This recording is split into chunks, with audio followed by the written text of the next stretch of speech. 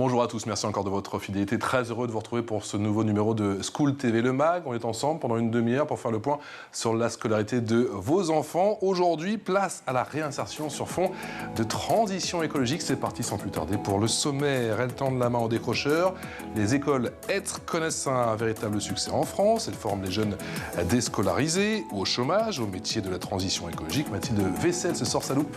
Dans un instant, permaculture ou encore éco-construction, vous verrez que bon nombre de cours et de formations sont proposés justement dans ces écoles, le tout avec un accompagnement social pour certains adolescents en perte de repères. Et puis, qui dit transition écologique, dit aussi mobilité. Mathilde vous dira que toute l'industrie autour du vélo est en plein boom, mais cela encore plus depuis le début de la crise sanitaire. Vous verrez que ce n'est pas le travail qui manque. On en parle en plateau avec Cécile Guéguin. Bonjour. Merci beaucoup d'avoir accepté notre invitation. Vous êtes accompagnatrice de porteurs de projets Être pour le nord de la France. Et puis on est en Skype avec Frédéric Matisse. Merci beaucoup d'être avec nous. Vous êtes justement le président de la Fondation Être. On a hâte de vous entendre tous les deux tout de suite. Mathilde sort sa loupe.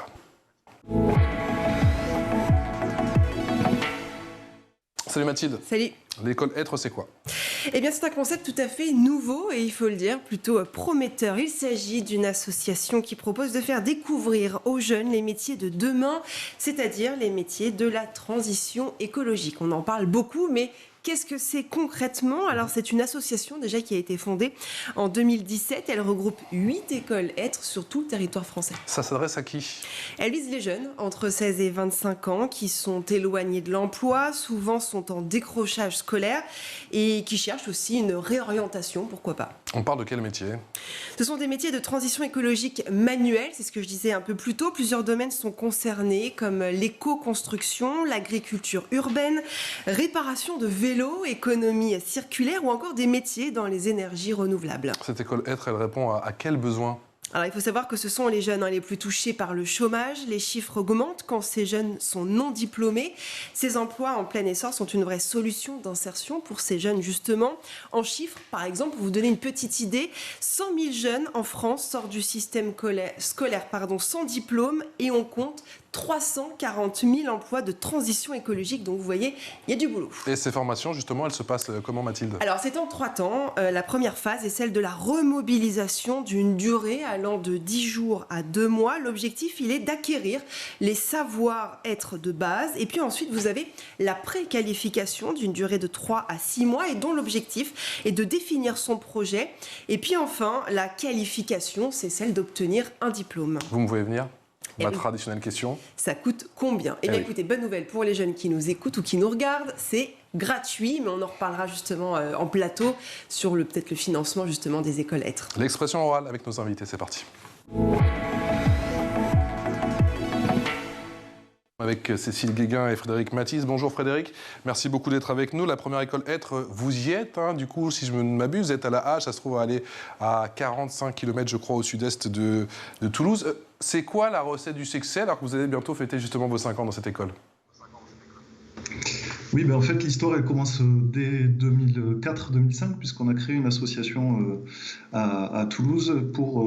L'idée, au départ, c'était comment on fait pour sensibiliser, embarquer des jeunes, et principalement, au départ, des jeunes des quartiers politiques de la ville de Toulouse, dans ces questions de transition écologique qui étaient en train d'arriver très fortement dans la sphère publique et dans la sphère médiatique. Et au départ, l'idée, ça a été d'aller dans ces quartiers pour parler de thématiques de transition écologique. Sauf que le retour qui a été fait par ces jeunes, c'est de dire ok, les questions de fin du monde, mais nous, ce qui nous intéresse aujourd'hui, c'est les questions de fin du mois. Et donc, ce qu'on veut, c'est travailler, c'est pratiquer, c'est voir comment on peut se former ou travailler. Et donc, l'idée, ça a été de dire, plutôt que moi d'aller dans les quartiers, je vais les embarquer avec moi dans mon village natal, et du coup, pour pratiquer concrètement la transition écologique. Et en fait, ça a été un vrai déclic, puisque des jeunes qui se retrouvaient à planter des pommes de terre, à fabriquer des panneaux solaires, à fabriquer des charpentes avec le bois local, se retrouvaient embarqués dans ces questions de transition et avaient envie de travailler dans ces domaines-là. Et donc, petit à petit, on a créé des formations de plus en plus longues, comme ça a été très bien présenté tout à l'heure, pour arriver jusqu'à un vrai parcours de formation autour de ces métiers de la transition écologique. Et en 2017, après une remarque d'une jeune qui a dit, en fait, vous avez créé une sorte d'école pour les jeunes qui n'aiment pas l'école. On a créé donc en 2017 cette première école de la transition écologique, dont le petit nom c'est aussi être, puisque en plus des questions de fin du monde et de fin du mois, on travaille aussi sur ces questions de fin du mois sans le S, donc sur la personne, l'individu, sa place dans la société et son utilité par rapport à tout ça. Et donc en 2017, on a lancé cette première école donc à 45 km de Toulouse, à La Hage. C'est un petit village de 200 habitants, donc avec l'idée aussi de sortir un peu, de se décloisonner, de découvrir ces espaces. Et en fait, ce qui s'est passé suite à cette inauguration, c'est qu'on a reçu des appels d'un peu partout en France, disant mais c'est super votre école, mais on aimerait bien avoir une école aussi de ce type-là à côté de chez nous. Et c'est ce qu'on a fait à partir de 2018-2019. On a commencé à essaimer ces écoles un peu partout en France, avec aujourd'hui 8 écoles actives et 31 écoles d'ici 3 ans. Wow, c'est magnifique. Justement, Cécile Guéguin, vous êtes responsable de toute la partie nord de la France. Elles se ressemblent, ces écoles? C'est toujours la même base, le même cadre, la même formule? Alors, les écoles, elles partagent un certain nombre de fondamentaux, notamment la gratuité, comme vous le disiez auparavant, des formations, la méthode pédagogique aussi, l'apprentissage par le faire, le fait de sensibiliser au métier de la transition écologique et d'avoir ce parcours de formation progressif vers l'emploi. Mais chaque école, en fait, est adaptée à son territoire, aux enjeux locaux. Et donc, certaines écoles, par exemple, vont davantage aller sur des métiers, par exemple, du vélo, de la mobilité, d'autres davantage sur l'éco-construction, sur le maraîchage, agriculture biologique, etc. Mais est-ce qu'il y a certains, j'allais dire élèves, mais il n'y a pas que des élèves, effectivement, ou des scolarisés, il y a aussi des jeunes, pourquoi pas au chômage. Est-ce qu'ils arrivent parfois dans certaines de vos écoles en se disant la transition écologique, c'est bien beau, mais je m'en fous? Oui, bien sûr. Ouais. Ça commence toujours un peu comme ça au début?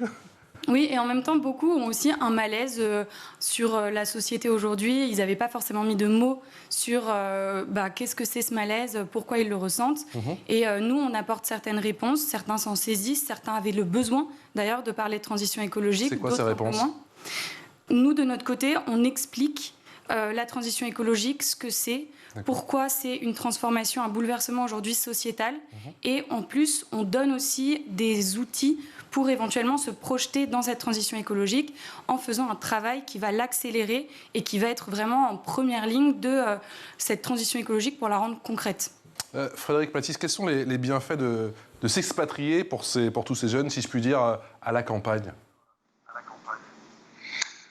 Nous, l'idée au départ, c'était de les sortir en fait de leur contexte quotidien. Après, le deuxième intérêt, en fait, c'est que on a des espaces quand même qui sont plus importants dans ces territoires, et aussi que les questions de métier de la transition écologique, ils sont plus faciles peut-être à mettre en œuvre dans ces territoires, puisqu'on a donc de l'espace, comme je disais, et puis aussi beaucoup de choses à faire.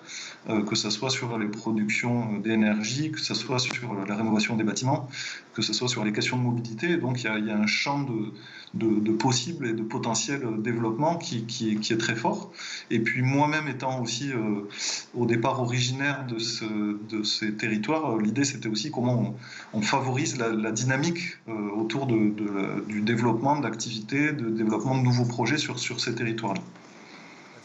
Oui, quels sont les profils surtout d'élèves que vous avez? On parlait tout à l'heure, apparemment il y a des élèves qui s'en foutent complètement, qui s'en fichent de l'agriculture, ou enfin de l'agriculture biologique, du bio, de la transition écologique. Mais on imagine que vous avez quand même des jeunes qui sont vraiment à fond dans ce combat, on en parle de plus en plus. Quels sont vraiment les profils que vous voyez le plus, vous, dans vos écoles? Alors nous, c'est pas au départ, c'est pas des jeunes qui sont forcément sensibilisés à ces questions-là, puisque c'est plutôt, comme on le disait en introduction, des jeunes qui sont en rupture de parcours finalement, en réflexion sur leur parcours. Donc on va avoir des jeunes qui sont déscolarisés, en échec scolaire, qui sont en situation de handicap, qui sont en prise avec la justice. Et en fait, l'idée, c'est justement de redonner du sens à leur projet en les embarquant dans ces questions de transition écologique. Ce qu'on a de plus en plus, effectivement, et notamment depuis 2 ans, avec la crise sanitaire notamment, on a aussi beaucoup de jeunes qui sont des diplômés, qui se posent des questions sur le sens et l'utilité de ce qu'ils font, hein, sur je sais pas, des études marketing, des études d'ingénieur, et de dire comment je donne du sens en fait à tout ça. Et les métiers de la transition redonnent en fait l'objectif un peu initial, c'est de redonner du sens et redonner une place importante aux métiers manuels. On dit d'ailleurs, enfin, dans les petites phrases, on dit les métiers de demain seront des métiers de demain. On l'a vu et on le voit avec la crise sanitaire où on avait besoin en fait de travailler sur la relocalisation et la remise en avant de ces métiers-là. Et donc c'est plus par le faire, par la pratique qu'on vise à introduire ces questions de transition écologique. Cécile Guéguin, pour rebondir effectivement sur la question de Mathilde, quel mot, quelle approche vous utilisez avec effectivement tous ces profils qui sont pour le moins divers? On a parlé ça peut être un môme qui est tout simplement perdu, en décrochage scolaire, certains délinquants aussi, au CV parfois qui sont ronflants. Le principal, c'est la connexion qu'on arrive à établir avec eux, leur faire comprendre qu'ils ne sont pas des moins que rien, si je puis dire, c'est ça? Oui, bien sûr. Pour parler un peu crûment. En fait, dans les écoles, ils vont se sentir très accueillis parce qu'on les accueille dans une atmosphère bienveillante. Et en fait, ce qu'on va passer beaucoup de temps à faire, c'est à les valoriser et à leur expliquer qu'en fait, évidemment, ils savent faire des choses. Et donc, c'est pour ça aussi que les écoles, elles vont se focaliser pas mal sur l'apprentissage par le faire. D'accord. Parce que ça va permettre aux jeunes qui Tout le travail manuel, tous les différents travaux que vous leur faites faire, c'est ça? Des chantiers collectifs, ça peut être aussi des ateliers donc, de bricolage, d'éco-construction. Ils vont planter des graines, ils vont travailler la terre, etc. Et ils vont se ça paraît rien comme ça, vu de l'extérieur. Et vous, j'imagine que vous devez voir des résultats assez extraordinaires, quoi. C'est assez magnifique parce qu'en fait, on retrouve des personnes qui reprennent confiance en eux, reprennent de l'assurance, retrouvent de la motivation aussi, ont envie de se lever le matin, tout simplement. Et en faisant à manger à la cantine, en plantant des graines, en travaillant le bois, c'est ça? Oui. Incroyable. Exactement, parce qu'ils voient un ouvrage qui a été fait, donc tout est concret en fait. Ils finissent leur journée en se disant aujourd'hui j'ai fait ça, ça, ça.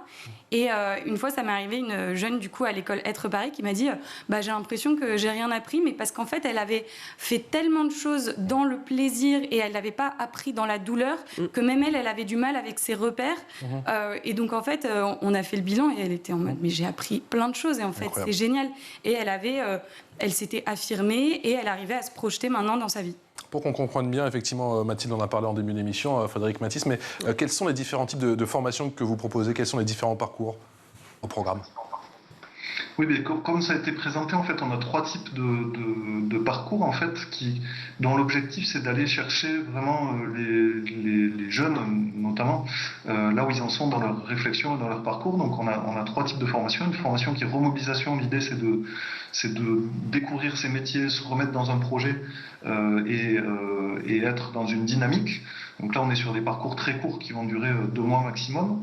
On est ensuite un deuxième type de formation qui sont des formations préqualifiantes, puisqu'on n'en a pas trop parlé, mais dans ces métiers-là, en fait, il y a pléthore de métiers différents. Vous en avez parlé de quelques-uns sur l'agriculture, sur la rénovation des logements, sur les énergies renouvelables, sur l'économie circulaire, etc. Et du coup, on prend du temps, on prend 6 mois à peu près pour définir son projet professionnel, et puis est-ce que j'ai envie plutôt de travailler dans tel ou tel secteur. Et puis après, ce qui est la couleur de chacune des écoles, c'est la partie qualifiante, donc le diplôme en tant que tel, hein, pour valoriser aussi tout ce parcours, et qui est là un peu spécifique dans chacune des écoles. Donc on a des choses sur la mobilité à Paris, on a des choses sur le bois à La Hage ici.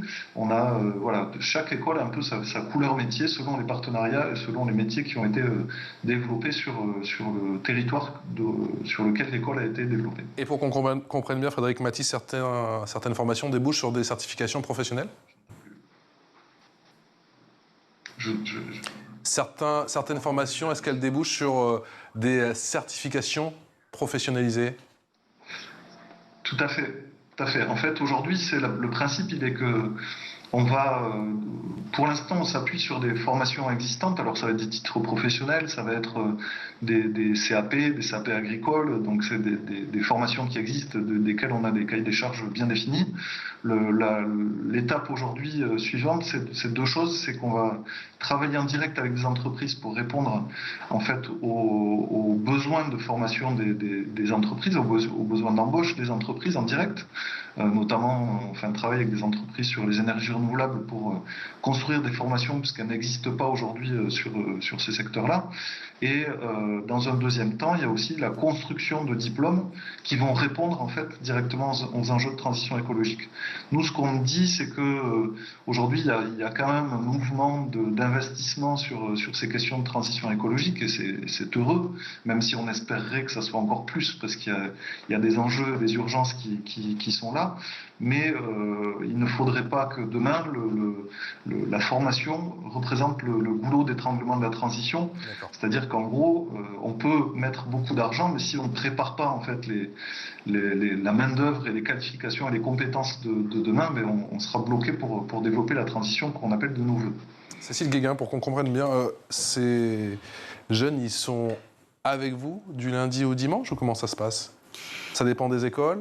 Ça dépend des formations? Ça dépend des profils? Ça dépend pas tant des écoles. Ils sont avec nous en général du lundi au vendredi. D'accord. Et il me semble qu'aucune école pour l'instant ne fait d'internat, n'accueille les jeunes la nuit du coup. Ils sont donc là la journée. Donc tous les soirs, ils repartent à la maison concrètement, ils repartent dans leur environnement, c'est ça, et la journée, ils sont avec vous à l'école, c'est ça? Exactement. D'accord. Frédéric Mathis, vous me confirmez, il n'y a pas encore de projet d'internat? Alors c'est un vrai sujet, puisqu'on en parlait encore la semaine dernière avec nos élus locaux. On a une vraie problématique dans nos territoires périurbains ou ruraux qui est l'accès au logement. Donc nous, on a mis en place en fait des moyens de mobilité pour que les jeunes puissent rejoindre en fait nos écoles. Donc qui sont des bus, très concrètement, qui vont de la gare la plus proche jusqu'au lieu de formation. Et effectivement, là, aujourd'hui, il n'y a pas d'internat, il n'y a pas d'école avec des internats. La question aujourd'hui, ça va être cette question d'accès au logement, d'accès à l'habitat de ces jeunes, parce qu'on a le problème pendant la formation, mais on a surtout peut-être aussi le problème post-formation, puisqu'on a des jeunes qui peuvent venir d'un peu partout de France et notamment des milieux urbains et qui aimeraient bien développer leur activité sur le territoire, mais faute de logement, sont obligés de retourner soit chez leurs parents, soit dans leur logement en ville. Frédéric et Cécile, encore bravo. On l'a dit depuis le début de cette émission, vous avez vraiment des résultats magnifiques. C'est un projet magnifique sur le papier et en plus ça marche, mais on ne va pas se leurrer. Il y a aussi parfois quelques fois effectivement où ça ne marche pas. Comment vous faites justement avec des élèves qui s'absentent, par exemple? Est-ce que les éducateurs justement prennent la relève, les éducateurs spécialisés? Oui, dans tous les cas, même si certains s'absentent de temps en temps, c'est normal. C'est des jeunes qui ont connu des ruptures avec le système traditionnel, avec l'école, etc. Donc c'est normal qu'ils prennent le temps pour revenir à des horaires très classiques. Donc nous, dans tous les cas, on va garder le lien au maximum, les appeler, leur expliquer qu'ils peuvent revenir le lendemain et que c'est OK, ils ont été absents un jour, le lendemain, on sera là, on les attendra. Donc on garde le lien. Et dans tous les cas, on plante des graines qui vont germer et petit à petit, en fait, parfois on a des jeunes qui reviennent alors même que c'était pas ce qu'on attendait parce qu'on avait l'impression qu'ils s'en fichaient un petit peu, ils avaient peut-être une posture aussi, un petit peu de rejet de l'école, de l'apprentissage, etc. Et en fait, on voit qu'ils reviennent et ils nous expliquent que ça a été structurant et que ça a été une belle expérience dans leur parcours. Mathilde. Quels sont les domaines, les métiers les plus demandés par les jeunes qui viennent chez vous ? Alors, en fait, nous, on va leur présenter tout un panel de métiers.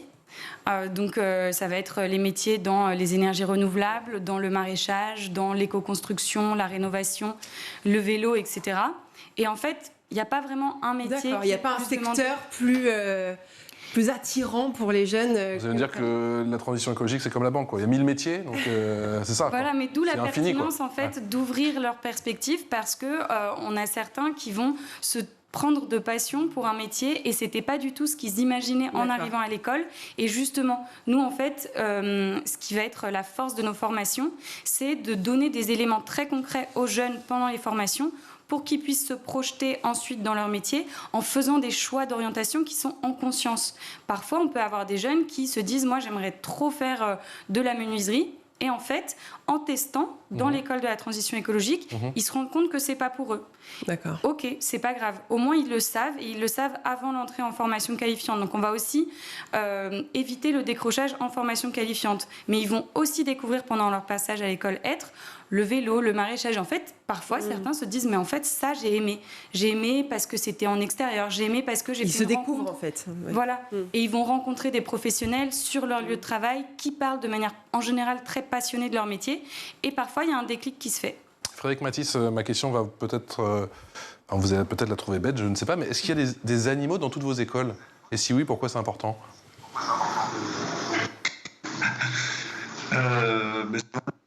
Ça va dépendre des écoles et de leur situation, mais la question c'était bien sur les animaux, c'est ça? C'est sur les animaux, tout à fait, parce que j'ai vu que dans certaines de vos écoles, vous avez des animaux, et j'aimerais savoir en quoi c'est important. C'est vrai.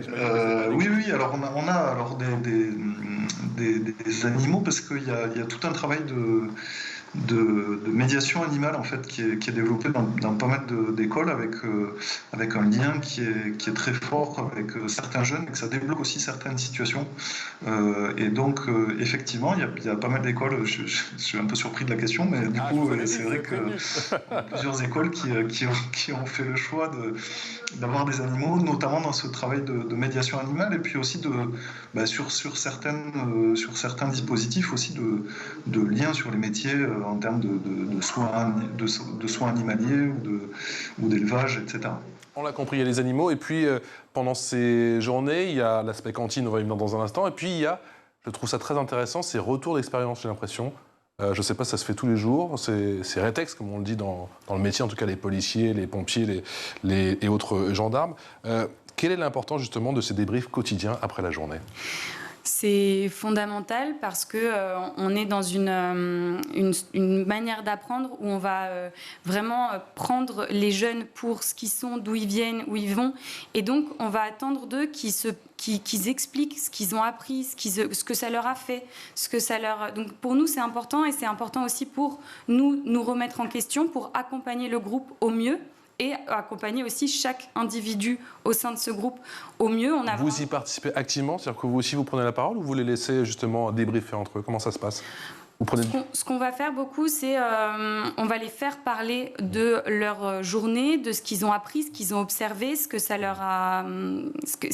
les a interrogés ou pas. Et on va aussi leur faire reconnaître les compétences qu'ils ont pu apprendre. Donc par exemple, s'ils ont passé l'après-midi en atelier réparation de vélo, peut-être qu'eux, ils auront du mal à se dire « mais oui, en fait, maintenant, je sais changer une roue, je connais le frein, je connais le système de freinage, etc. » Et donc parfois, nous, on va arriver pour expliquer, donner des noms sur ces compétences qui ont été apprises, vu que c'était par le faire. Parfois, ils n'ont pas l'impression d'apprendre, alors qu'en fait, bien sûr que si, et des choses en plus passionnantes. Ça tombe bien, on va parler bicyclette. Une info en plus. Vous le disiez tout à l'heure en début d'émission, Mathilde, parmi les métiers qui sont très en vogue en ce moment et qui concernent la transition écologique, il y a tous ces métiers autour du vélo, du cycle, et ça cartonne. Et oui, qu'il soit traditionnel ou électrique, je peux vous dire que tout le monde pédale, ou presque. Et ce, depuis le premier confinement. C'est vrai que la crise du Covid-19 a boosté cette industrie du vélo. En 2020, son usage a augmenté de 27% par rapport à l'année précédente. Car souvenez-vous, le gouvernement, peut-être que vous ne le savez pas, mais voilà, vous le découvrez, avait offert une prime de 50 €. Bah, tout le monde ne le savait pas, moi je ne le savais pas, vous voyez, je ne m'en souvenais plus. Vous n'avez pas acheté votre petit vélo avec? Je n'ai pas de vélo. Sur pas de vélo, vous? Voilà, c'est peut-être pour ça. En tout cas, voilà, le gouvernement avait offert pendant la crise, pendant le premier confinement, 50 €, une prime donc pour chaque utilisateur pour faire réparer son vélo. J'ai des plans si vous voulez. Ah d'accord, mais j'ai toujours pas de vélo, donc bon voilà. Si vous voulez, c'est pas grave. Et donc par conséquent, forcément, on a besoin de professionnels pour faire réparer son vélo et autres d'ailleurs. Alors justement, quels sont les profils de ces gens qui se lancent dans les métiers du vélo, et surtout quels sont les débouchés, la grande question, c'est est-ce qu'il y a du taf, est-ce qu'il y a du Alors, travail? il y a du taf. Oui, oui, oui. C'est avant tout des passionnés qui se lancent dans ces métiers. Le métier le plus en vogue est celui donc de réparateur de vélo, dit technicien cycle. Il y a vraiment un métier, enfin un nom particulier. Mais attention, si certains se lancent sans diplôme dans cette nouvelle aventure, ça ouvre un petit peu partout et beaucoup de jeunes se lancent sans forcément s'intéresser au métier en lui-même. Eh bien, la formation est tout de même très importante dans ce métier et ce n'est pas nos invités sur le plateau et puis en Skype qui diront le contraire. Et pour ce qui est des débouchés, eh bien une chose est sûre, c'est qu'effectivement, il y a du travail selon une enquête réalisée en 2021 par la Fédération des usagers de la bicyclette. Vous allez voir ce tableau. Allez. 60% des stagiaires dans ce domaine ont trouvé un emploi. 37% des personnes formées ont déjà un travail. Vous pouvez aussi bien travailler chez un petit réparateur de quartier de vélo ou alors dans une grande enseigne de sport. Le vélo, c'est écolo, mais c'est aussi un métier d'avenir. Frédéric Mathis, vous confirmez effectivement sur tout cet aspect mobilité, ça connaît un franc succès dans vos écoles? Oui, effectivement, j'écoutais là ce que vous disiez, mais effectivement, c'est un secteur qui se développe énormément et très vite, notamment au bénéfice parce qu'il faut bien qu'il y en ait avec la crise sanitaire, notamment le plan vélo qui a été développé par le gouvernement. Et donc, notamment sur Paris et Marseille, on a beaucoup de demandes sur ces questions de réparation vélo. En plus, ce qui est très intéressant dans la réparation vélo, c'est qu'on a déjà, il y a un champ de potentiel création d'activités assez énorme. Et puis aussi, c'est que ça réunit pas mal de métiers différents sur les questions d'économie circulaire avec la récupération du vélo, avec les questions de métiers industriels, même qu'on peut ne pas imaginer, mais sur la peinture des vélos, etc., etc. Donc c'est vrai que c'est un fort secteur en gros développement aujourd'hui. Mais j'aimerais quand même qu'on parle de ce personnel qui est à vos côtés, qui est tout simplement formidable, Cécile Guéguin. Comment justement vous recrutez, comment vous formez ces formateurs qui vous aident au quotidien?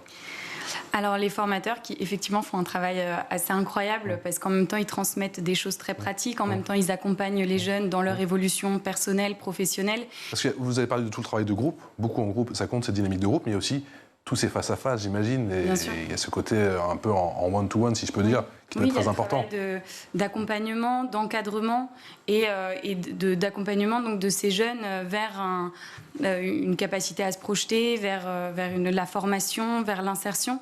Et donc souvent, bien sûr, que ça dépasse la simple formation, la simple transmission de savoir-faire. Et oui, donc comment on les recrute? Alors, il y a deux types de personnes qui vont ensuite encadrer des groupes dans les écoles de la transition écologique. Soit c'est des personnes qui viennent plutôt du monde de la pédagogie, de l'animation, de l'éducation, et qui ont des appétences pour les savoir-faire et qui vont les développer et donc ensuite transmettre et accompagner les jeunes.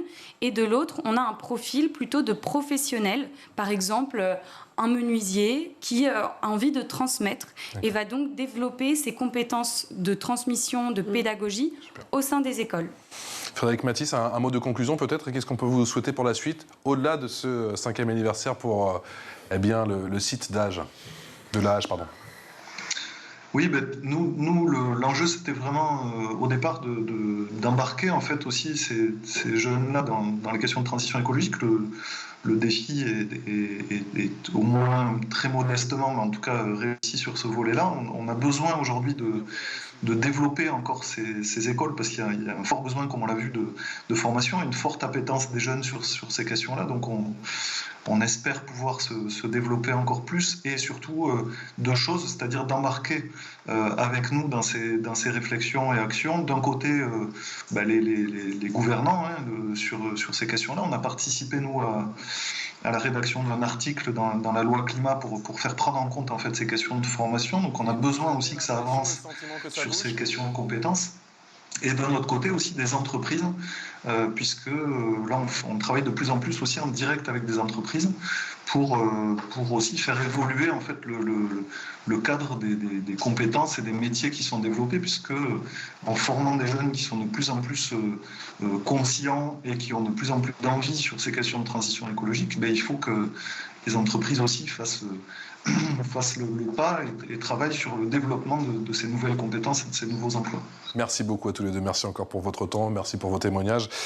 Frédéric Maty, je rappelle que vous êtes donc le président de la Fondation Être, et puis Cécile Guéguin, que vous êtes accompagnatrice des porteurs de projets Être dans le nord de la France. Merci encore à tous les deux. Un grand merci à vous, ma chère Mathilde. On se retrouve très vite pour un nouveau numéro du MAG.